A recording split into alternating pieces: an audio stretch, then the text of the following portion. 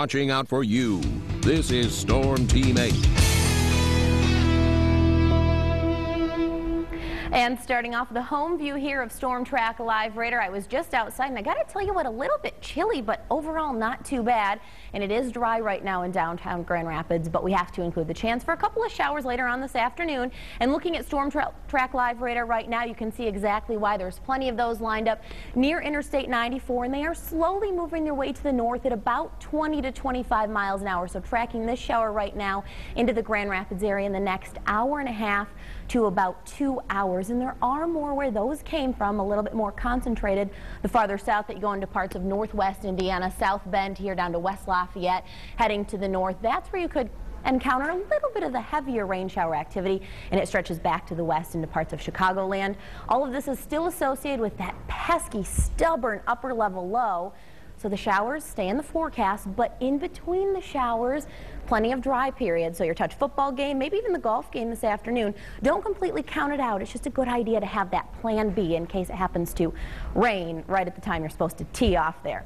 Much cooler temps are coming our way for Friday and Saturday. Today we're in the 60s, and as I just mentioned, not too bad out there, but it will be significantly cooler for the end of the work week and start of the weekend. But then a warm-up is going to commence. In fact, I think we could see low 70s here by the time we get to next week. Maybe work on that tan a little bit. They're starting to fade here. 59 at the Ford Airport in Grand Rapids. Grand Haven Beach even doing okay at 58, and that's because the winds coming not off the water, out of the east and southeast at about 10 to 20 miles an hour.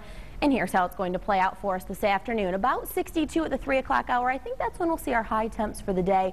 And we do have the cloud cover in place. A few breaks from time to time, but we won't see as much sun as we saw yesterday afternoon, which turned out to be simply spectacular across most of the area. Down to 60 by dinner time. You can still roll out that grill into the driveway and work on that a little bit. And then tonight at 9 o'clock, we've dropped back into the 50s. Now, if you're heading out later on tonight, a few areas of fog may develop.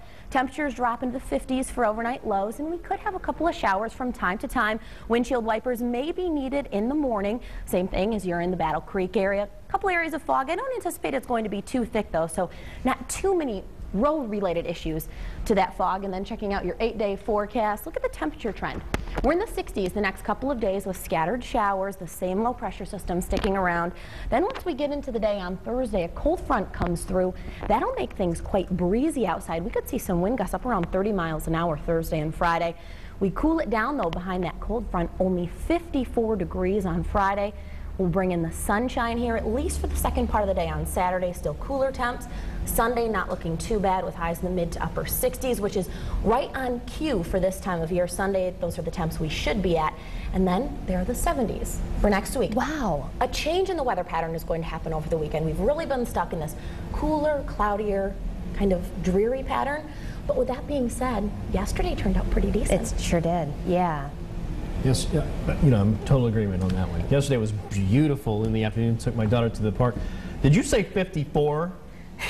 I tried to hide it. She also said, Maybe for Brett I'll say 84. She did, but I heard 54. I've known the criteria for a long time. A good forecast includes 80 degrees for Brett. We're going to come close next week, but at least you enjoyed the outdoors yesterday. He's a tough customer. Yeah, yes. That's true. All right, thank you, Laura.